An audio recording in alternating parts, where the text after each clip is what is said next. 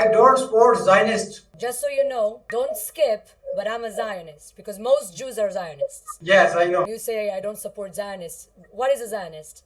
Zionists, they think they are chosen by the God and everything else is And- not. So Zionists are Jews that think they're chosen by God? Yeah. Okay, so first of all, we are chosen by God.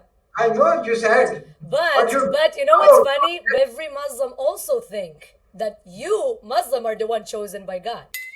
So why is it a problem that a Jew will think that he was chosen by God if you believe that the Ummah is the one that is really chosen by God? Muslims believe they're better than non-Muslims. This is why if I am a Jewish person living in a Muslim country, I will most likely be a dhimmi. Because I'm not equal to a Muslim, because a Muslim is better than a Jew. So a Zionist is a Jew that thinks that God chose him. So I will say that there are Zionist Muslims that think that God chose them. Yes.